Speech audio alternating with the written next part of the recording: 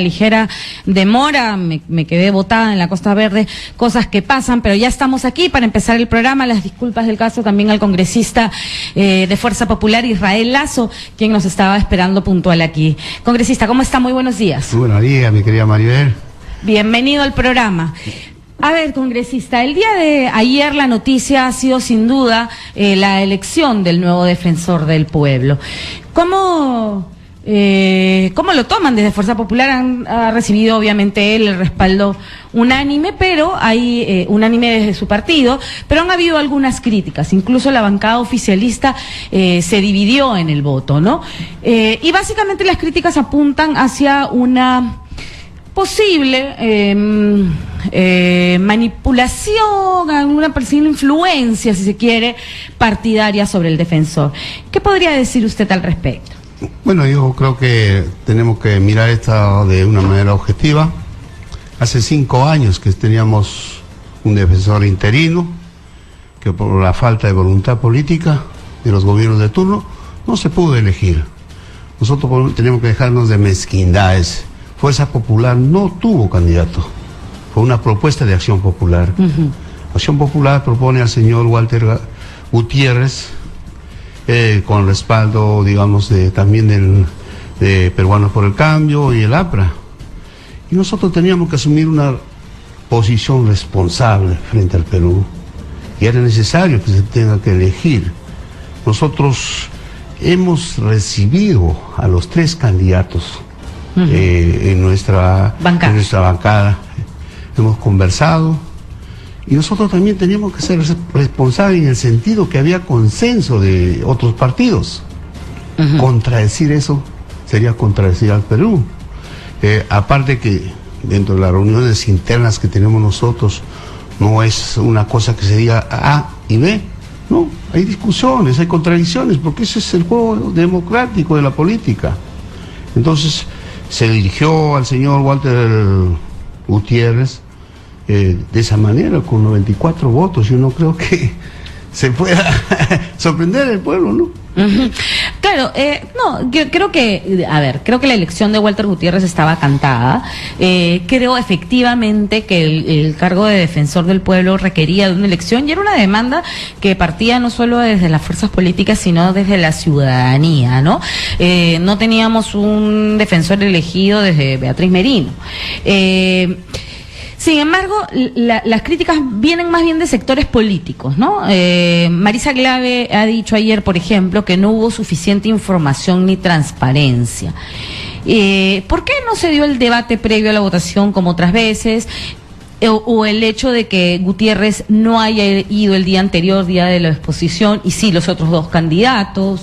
¿El proceso pudo mejorarse de repente para que no salten estas dudas?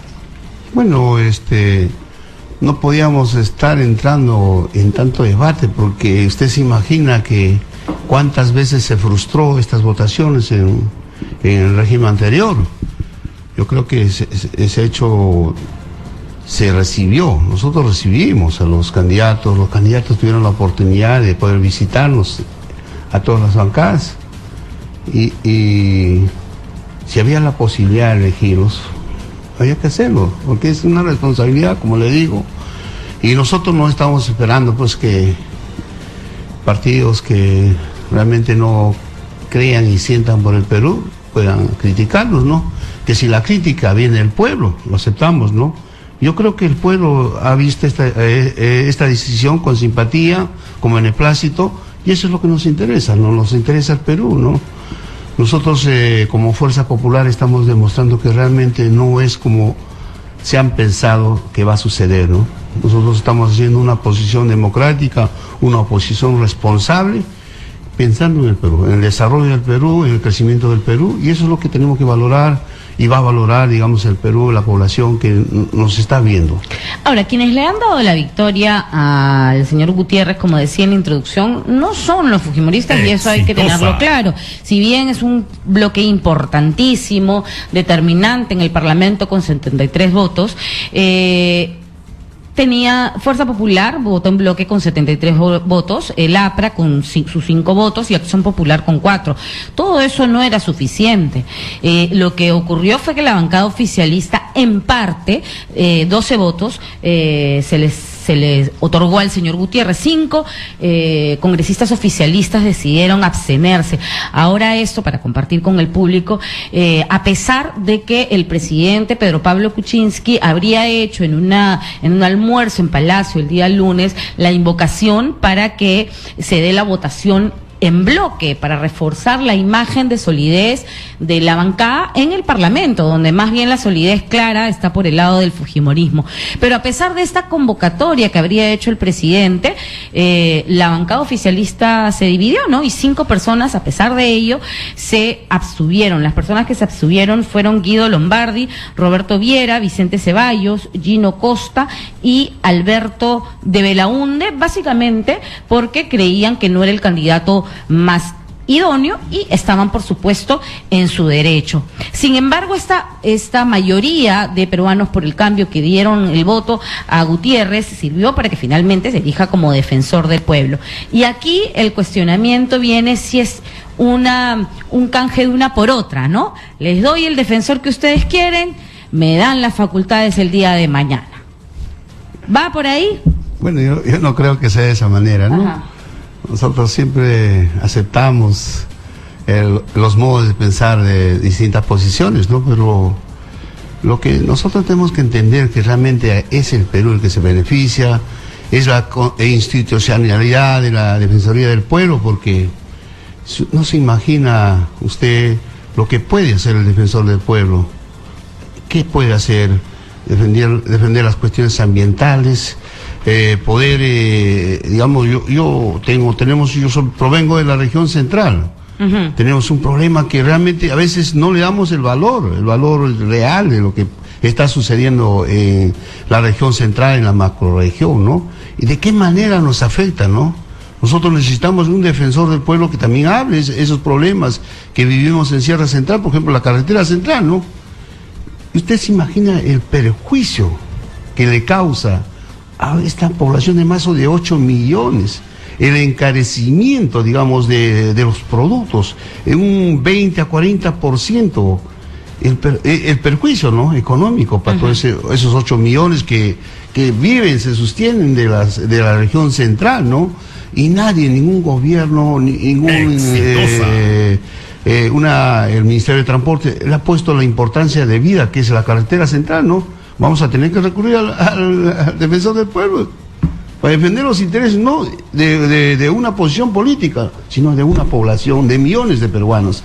Entonces necesitamos que esa institución que es la Defensoría del Pueblo, un ente autónomo, tenga que tomar medidas. Ahora, son medidas que competen al Ejecutivo. Bueno, si el Ejecutivo no hay, alguien tiene que defenderlo, ¿no? Y esa es realmente la responsabilidad del defensor del pueblo. Nos tiene que defender. Nosotros somos la parte legislativa, pero yo personalmente pienso que sí tiene intervención y es necesario que veamos este problema en la dimensión que se necesita, ¿no?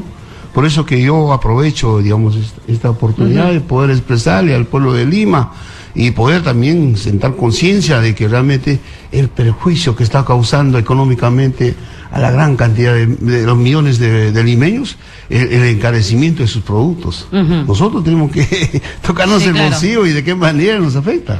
Claro que sí, en todo caso, eso pasa, creo yo, más por el Ministerio de Transportes, pero sí le entiendo su posición de que sea el defensor del pueblo el que, y ya lo ha anunciado el señor Gutiérrez, que va a ejercer una especie de supervisión de las funciones públicas y de la inversión pública, ¿no? Pero lamentablemente el rol del defensor no pasa por, no tiene un poder de ejecución, tiene un rol más de persuasión, ¿no?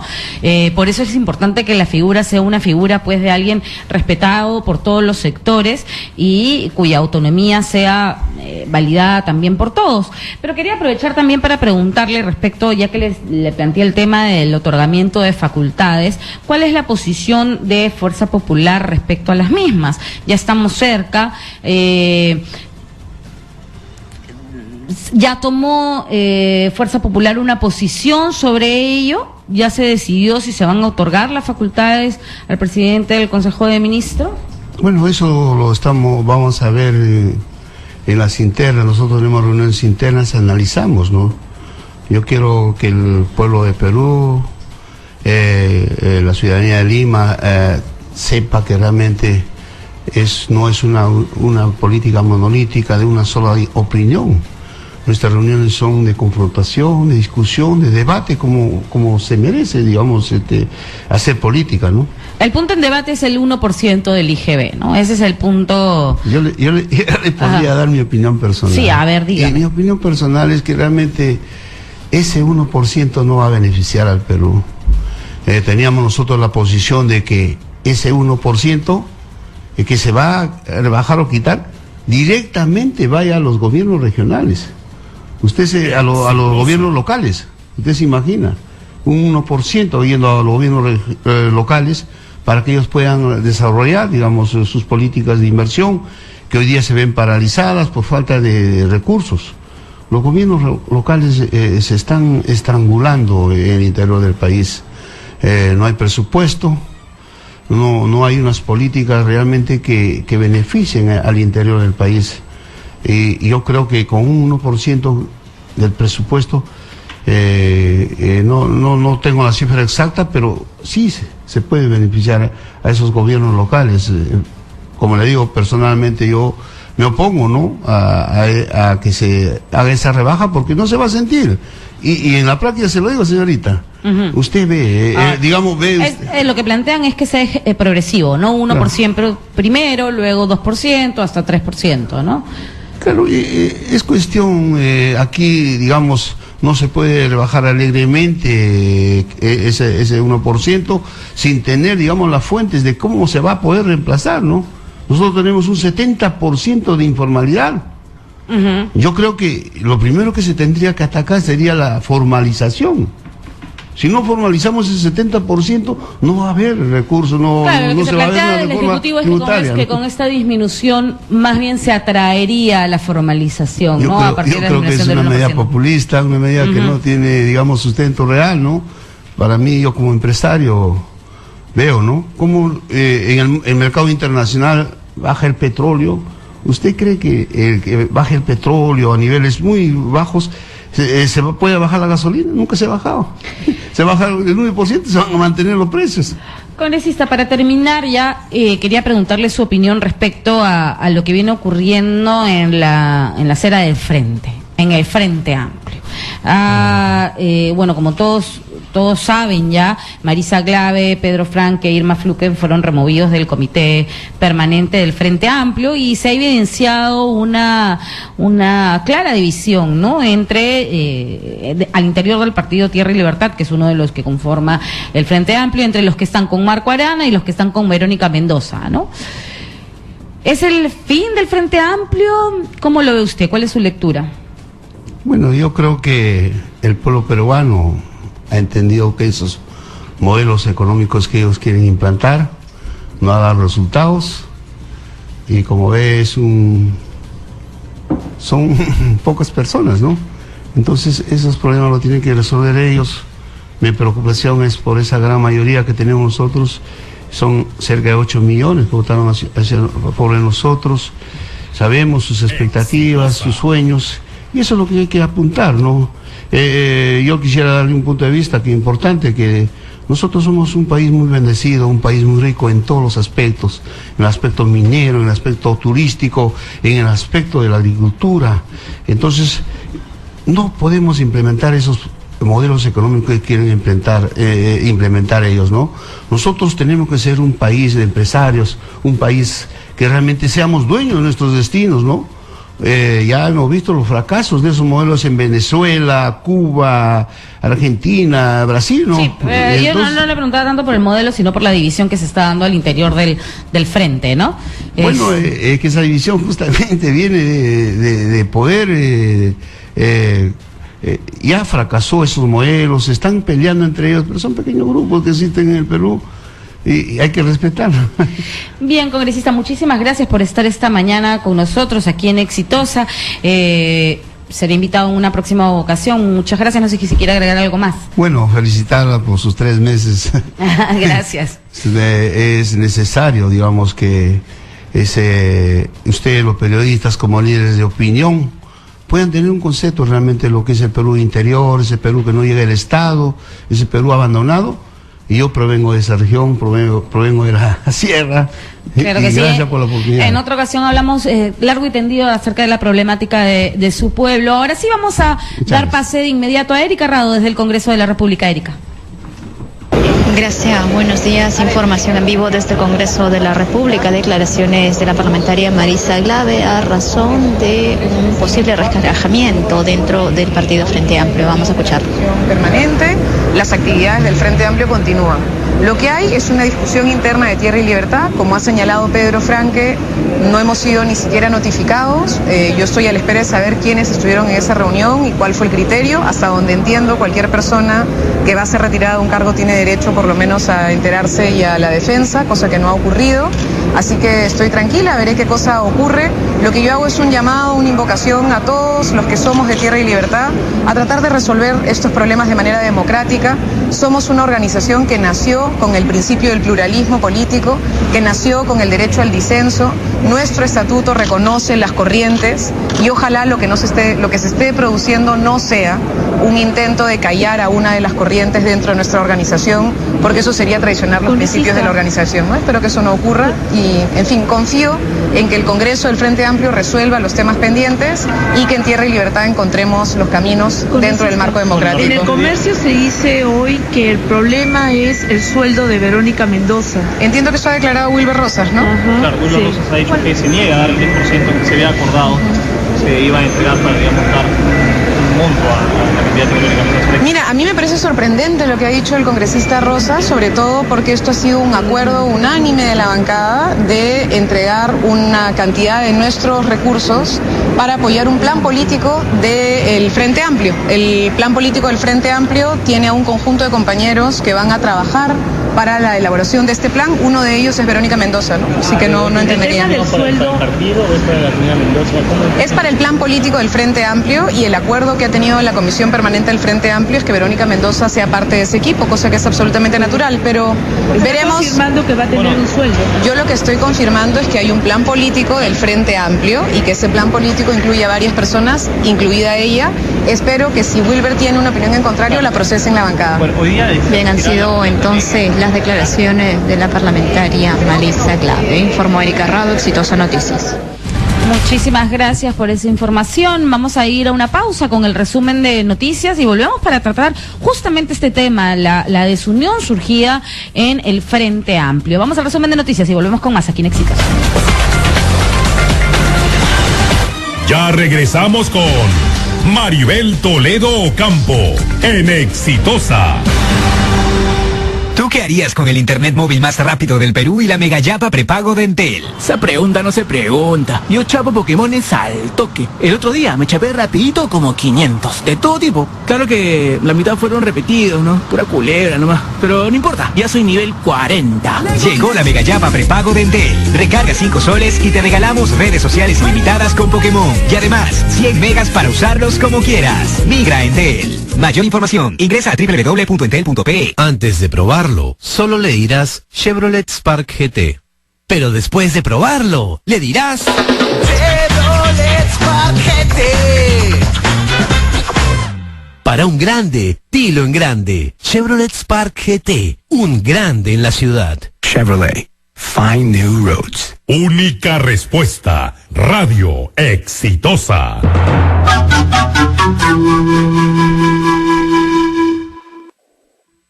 Yo invierto. Tú inviertes. Ella invierte. Y todos ganamos el Internacional de Franquicias Elite. La número 1 en ganancias. Invierte 20.000 soles y gana en promedio 2.000 soles mensuales. Imagínate. Este es un negocio seguro. Y lo mejor de todo, el contrato está notariado. Pon tu dinero a trabajar mientras tú te dedicas a tus actividades. Llama al 500-6640. 500-6640.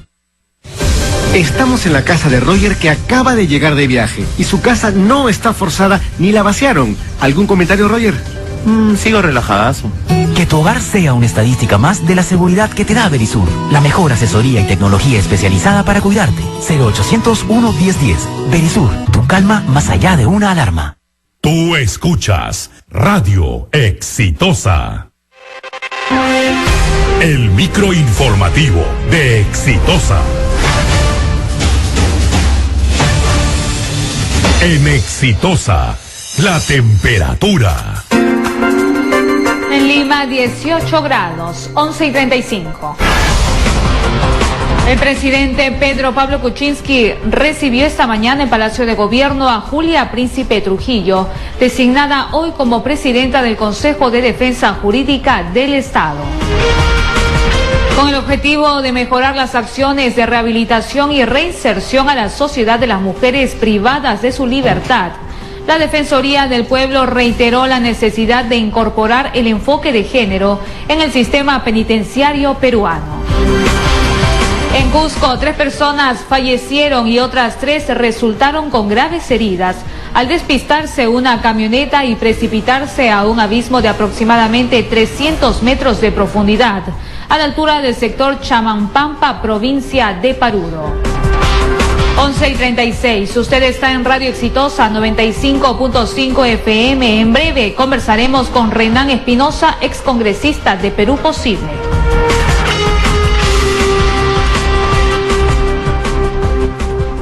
Tú escuchas Radio Exitosa. Continuamos con Maribel Toledo Ocampo en Exitosa.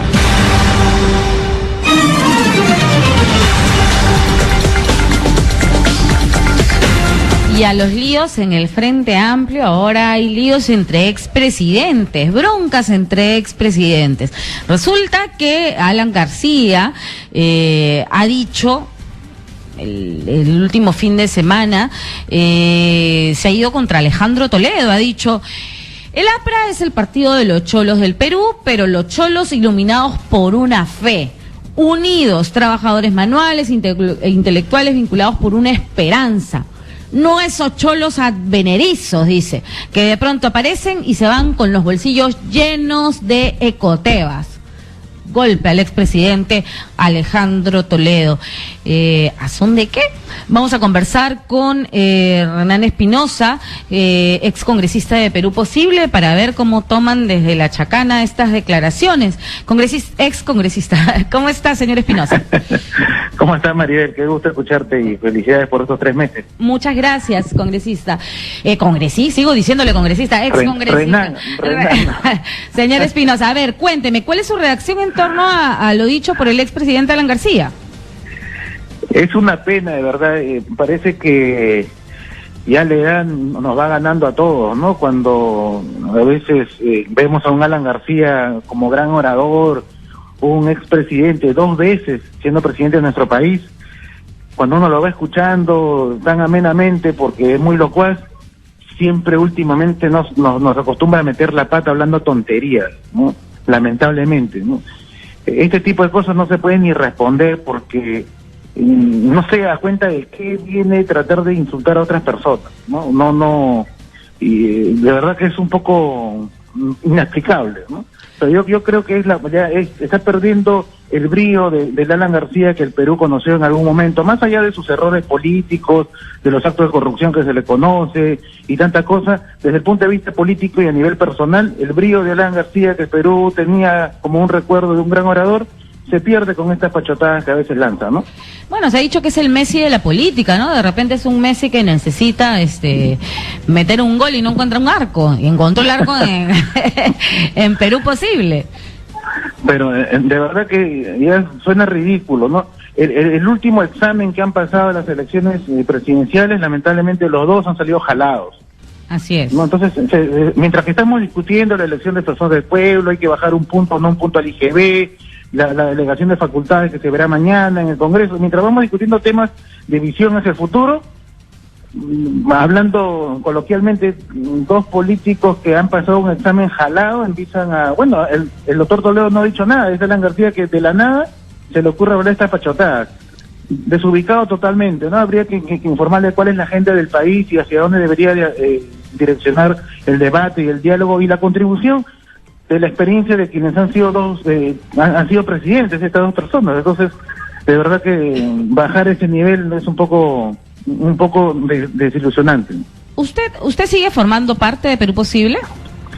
Bueno, formalmente Perú Posible ya no existe como organización, ¿no?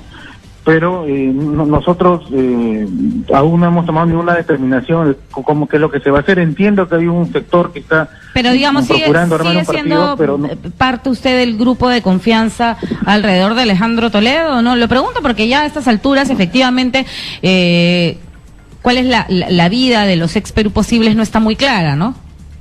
Sí, yo tampoco la tengo clara. Yo ya no converso con el presidente Toledo hasta la última vez que fue al Congreso, que ha sido casi en el mes de julio. De ahí ya no he vuelto a conversar con él. Estoy, se puede decir, alejado del partido. El partido ya cumplió su etapa, ya cerró, ya no existe más, por lo tanto ya no somos parte de dicha institución y no tenemos mayor contacto, no sé qué será más adelante. Señor Espinosa, si me permite quedarse en línea, está con nosotros también en línea Javier Velázquez Quesquén, congresista. Muy buenos días. Es un jugador, ¿sabes? Buenos días. Congresista, ¿me escucha? Congresista. Hola, ¿cómo estás? ¿Cómo está? Hola. ¿A quién se refería diciendo que es un jugadorazo? ¿Se escuchó eso al aire? ¿Al Messi García? Dígame. ¿O no? No, al Messi García, digo, ¿o no? Tanto que dicen que Alan García es el Messi de la política. Hacía un comentario a un colega parlamentario que el segundo gol del Perú ayer fue una jugadaza. Ok. No, lo llamamos para preguntarle en torno a esta declaración del expresidente Alan García, quien ha criticado duramente a Alejandro Toledo, ¿no? Ha dicho que el partido del APRA es un partido de cholos verdaderos, de cholos iluminados y no de esos cholos advenedizos que de pronto aparecen y se van con los bolsillos llenos de cotebas, ¿no? En una clara alusión al expresidente Alejandro Toledo. Esa era la batalla en la que se tenía que detener el señor García, cuando en realidad Alejandro Toledo ya está un poco fuera del panorama político. Es tu pariente, es presidente Toledo, ¿no? No, mi apellido es compuesto, Toledo Campo. Sí, mira, María, y si usted recuerda, además, hemos hecho varias denuncias cuando trabajaba en Cuarto Poder sobre el gobierno de Toledo, así que no le Dígame. Yo tengo una apreciación personal. Sí. Lo digo ya como ciudadano. Yo creo que los expresidentes constitucionales tienen que reservar su actuación, su participación en la vida política del país, haciendo pedagogía, haciendo evaluación y aportes para lo que debe ser los grandes lineamientos del país, ¿no? Yo no quiero comentar de este tipo de dicterios de uno y otro lado, porque me parecen absolutamente innecesarios en un contexto en el que el Perú tiene que priorizar objetivos que tienen que ver de recuperar el crecimiento de la economía, de impulsar el empleo para acabar con la pobreza, ¿no? Coincido con usted. Lamentablemente el pleito o el tema lo puso en agenda el propio García, ¿no? Incluso el expresidente Toledo ya le ha contestado. Sí, coincides a media, porque si coincides conmigo, haríamos un análisis de las facultades legales, de cómo eso es lo siguiente que le voy a preguntar, pero déjeme preguntarle también por la crítica pues que ha hecho el propio señor García.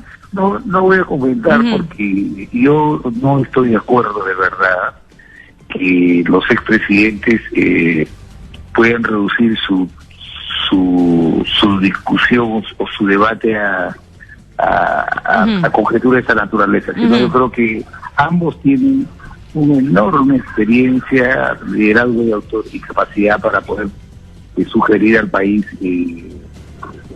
consejos o opiniones muy valiosas para su destino, ¿no? Claro que sí. Ahora, hablando de expresidentes, el presidente Pedro Pablo Kuczynski ha avalado el resguardo a los exmandatarios, esto a partir de la idea que estaba en debate de quitarle una serie de beneficios que tienen los exparlamentarios, los expresidentes.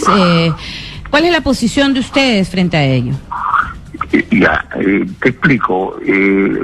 Los expresidentes tienen un conjunto de beneficios económicos administrativos y de seguridad. Así es. Que tienen origen en distintas normas de categoría diferente. Te lo explico mejor. Por ley 26509, el año 95, en la época del presidente Fujimori, se estableció por ley que los expresidentes tenían derecho a una pensión de por vida, que era el equivalente al monto que percibe un parlamentario, o sea, 15.600 soles, ¿ya? Claro. Ese es uno. Después, en la ley hay una ley que establece la seguridad que el Estado debe brindar a todos los altos dignatarios, vocales de la Corte Suprema, ¿no? Estableció un conjunto, un módulo de seguridad para los expresidentes. Pero ha venido el señor Humala en 2012 y este beneficio de seguridad lo ha extendido para hijos mayores, padres. Sí. Y esto va a tener complicaciones, porque si le van a dar seguridad a un hijo mayor de un expresidente y este hijo mayor por su edad propia se va a una discoteca, vamos a tener que un patrullero va a estar en la puerta de la discoteca y yo no creo que a ningún peruano le guste eso.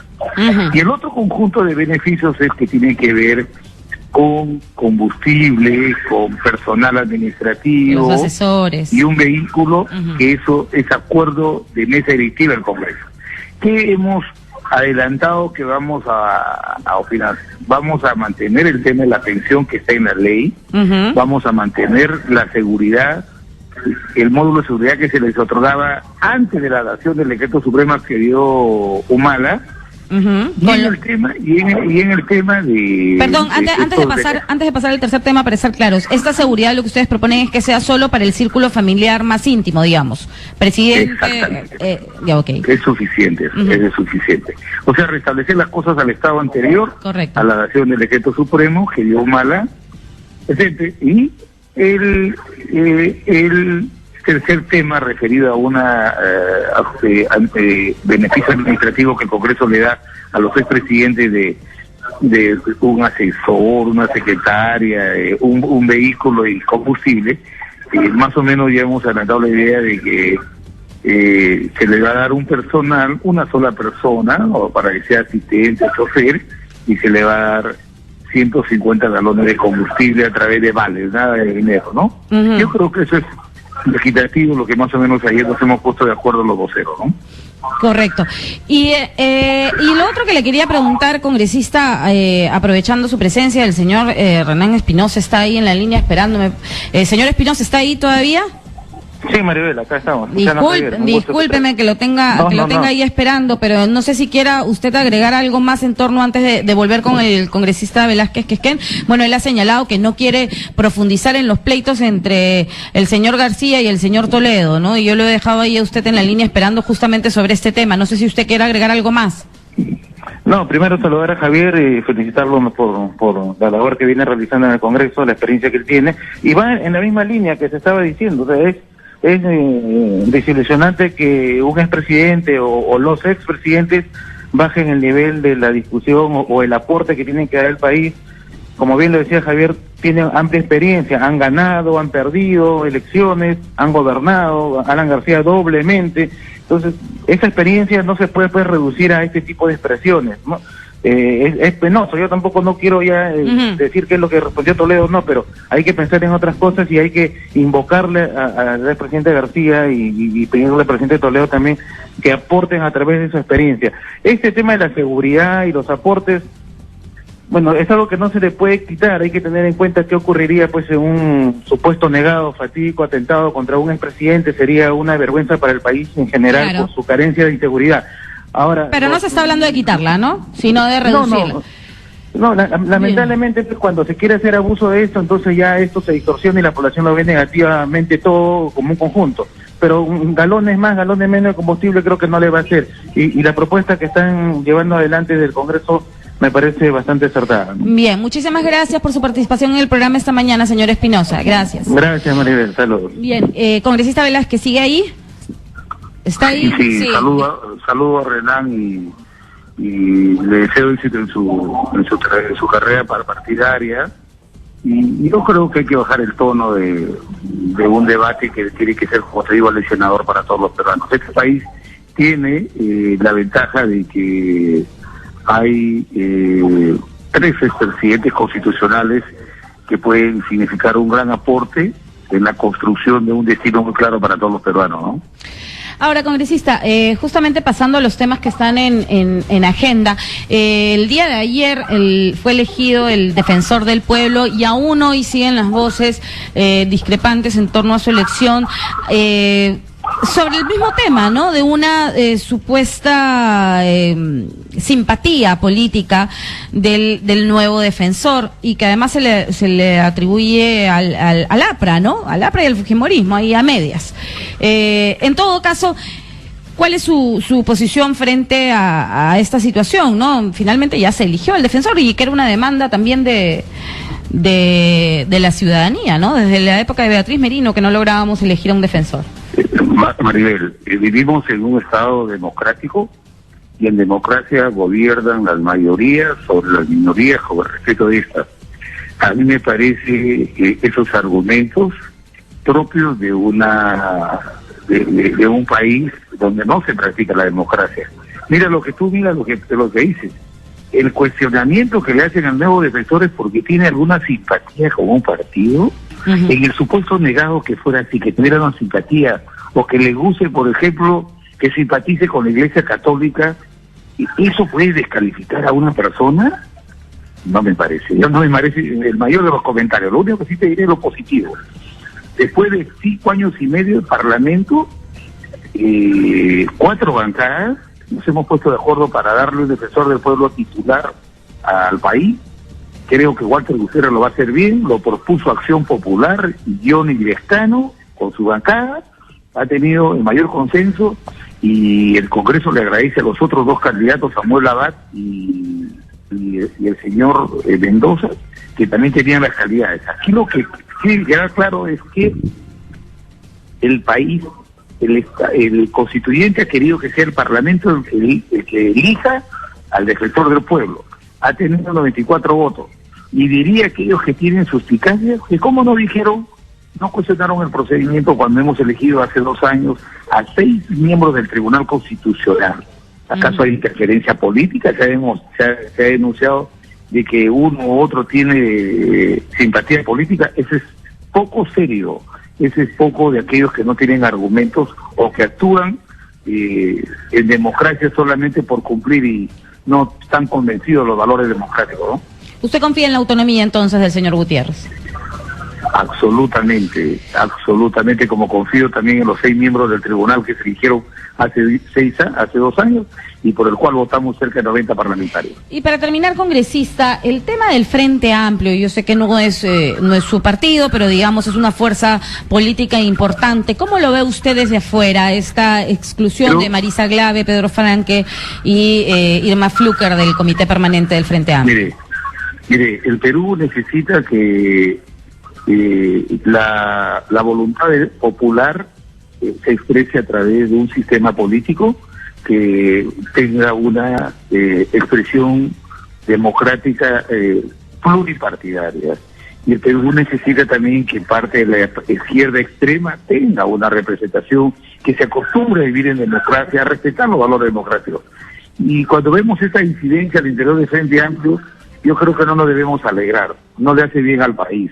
Además, esta divergencia, la congresista Glave es una grita joven que está irrumpiendo en la política, y ojalá que se logren poner de acuerdo para que sea una alternativa a la alternativa de la izquierda del centro, que somos nosotros, de la alternativa derecha, que también hay, y que sean los procesos democráticos los que definan a quién el pueblo mayormente respalda. Pero no quisiera inmiscuirme en los asuntos internos de un partido o de un frente que no es el nuestro, ¿no? Bien, congresista, muchísimas gracias por su participación esta mañana en el programa. Gracias. Una pregunta final. ¿Las facultades se otorgan o no se otorgan? Primero, vamos a evaluar, no sabemos, o sea, no podemos aprobar a fondo cerrado. El jueves en la tarde recién las van a presentar, evaluaremos selectivamente y veremos cuáles se otorgan y cuáles no. Pero hay la mayor propensión y voluntad para apoyar al gobierno, para poner en marcha este programa reactivador que necesitan todos los peruanos, ¿no? Respecto al 1%, que es la cuestión en mayor debate, ¿todavía la miran ustedes con desconfianza? Y mire, yo digo lo siguiente, reducir el IGB 1% significa dejar de recaudar 2.500 millones de soles menos aproximadamente. Y concuerdo con lo que sostiene el exministro Luis Carranza, ¿no? ¿Acaso esos 2.500 millones no podrían reactivar mejor la economía si que asignan a 2 o 3 proyectos de irrigación, la segunda etapa de Olmos o Maquesiguas, y poner en valor 100.000 hectáreas que significarían 500.000 puestos de trabajo? Entonces, esa pregunta espero que nos la resuelva el ministro en el debate, y si nos convence, apoyaremos la medida, ¿no? Bien, muchísimas gracias, congresista, por su participación esta mañana. Cuídese. Gracias. Bien, sí, pues ya se viene el otorgamiento de facultades y la cosa anda caliente. Hay quienes dicen que la elección del defensor del pueblo tiene que ver con ese tema. El voto de estos 12 congresistas de Peruanos por el Cambio a favor de Gutiérrez tendría que ver con un posterior otorgamiento de facultades al Ejecutivo. En todo caso, ya está elegido el defensor del pueblo, no hay marcha atrás, ha sido elegido dentro de la vía legal, más allá de que haya cuestionamientos de si era la persona idónea o no. Tenemos llamadas del público, no sé si para opinar sobre el tema vamos a ver qué es específicamente para lo que están llamando, pero en todo caso yo quería abrir los teléfonos para hablar del tema de las desuniones al interior del Frente Amplio, pero ya que está esta llamada vamos a recibirla a ver de qué nos quiere comentar. Aló, buenos días. Aló, buenos días. ¿Con quién tengo el gusto? Víctor Calle del Callao. Víctor, cuénteme. Mire, ve, yo veo que ustedes se entrevistan y llaman a gente, opinólogos, para que se pronuncien sobre la reducción del IGB del 1%, como si eso fuera el inicio de una catástrofe, ¿no? En la recaudación fiscal. Yo creo que seríamos más honestos si, por ejemplo, usted trajera a varios expositores que hablen acerca del por qué la empresa Glencore Strata, al vender un yacimiento de cobre y de polimetálico fabuloso como es el de Las Bambas, al grupo chino Goxin Investment del grupo del conglomerado Chinalco, en $6.000 millones, esta empresa no le pagó un solo dólar del IGB por esa venta a la SUNAT, y la SUNAT no le cobró nada. En cambio yo veo que la SUNAT persigue a los pequeños negocios y cosas por el estilo. Y no solamente esta empresa extranjera al vender ese yacimiento sin pagar el impuesto es la única. Hay varias empresas que hacen lo mismo, agarran la concesión del Estado, hacen una venta típica, común y corriente en territorio peruano y no pagan el impuesto respectivo del IGB. Mire, solamente en esa operación el Perú ha perdido más de $1.000 millones, o sea, el punto que estamos hablando de la reducción del IGB. ¿Se da cuenta? Y si hacemos la lista de todas otras operaciones del mismo tipo que no han pagado el impuesto a la SUNAT, sería larga. Hablemos de eso, señorita, por favor. Bien, muchísimas gracias. El tema de las Bambas, sin duda, es un tema que hemos tratado acá, incluso con el congresista Richard Arce, que ya ha venido antes y que va a venir el día de hoy, pero para tocar otros temas. Pero yo le prometo a nuestro oyente que vamos a hacer una mesa. Hoy justamente me llegó bastante información sobre el tema de las Bambas. Vamos a hacer una mesa aquí para hablar de ese tema en los próximos días. Pero ahora nos vamos de inmediato al Jurado Nacional de Elecciones, donde está Fiorella Cruz. Fiorella, te escuchamos. Maribel, ¿cómo estás? Buenas tardes. Información en vivo. El presidente del Jurado Nacional de Elecciones, Francisco Tábara Córdoba, brinda declaraciones a la prensa. Vamos a escucharlo.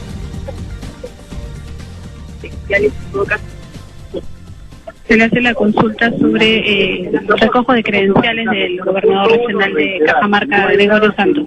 En el Jurado Nacional de Elecciones respecto al tema de Gregorio Santos. A él el pueblo de Cajamarca lo ungió como presidente regional, ahora gobernador regional, en primera vuelta. El jurado que hizo, lo proclamó presidente, ahora gobernador regional, y le dijo, en reservo la entrega de credenciales porque estaba con mandato de detención, ahora está en libertad, y obviamente lo que tiene que hacer es apersonarse al Jurado Nacional de Elecciones y recabar su credencial y cumplir con el deber cívico que es ya pues ejercer el cargo. También el Poder Judicial ha respondido informando que él ha cumplido con pagar la caución que tenía de 100.000 soles. De tal manera que aquí un llamado al señor Gregorio Santos, venga usted al jurado a recoger su credencial. Se va a entregar entonces las credenciales sin ningún tipo de inconveniente. Sí. llegó un oficio de la Contraloría General de la República donde no decía el nombre, pero expresaba su preocupación por tomar credenciales a personas que estaban procesadas, pero en el voluminoso legajo que acompañó se refería a Cajamarca, al gobierno regional de Cajamarca. Entonces le dijimos respetuosamente al señor Contralor que precisara su pedido y qué fundamento jurídico había, ¿no? En las iniciativas legislativas que tenemos hay ahí orientadas a prohibir, por ejemplo, que postulen a cargos públicos los que tengan 2 sentencias ya en contra, ¿no? Así haya una casación o una queja de derecho.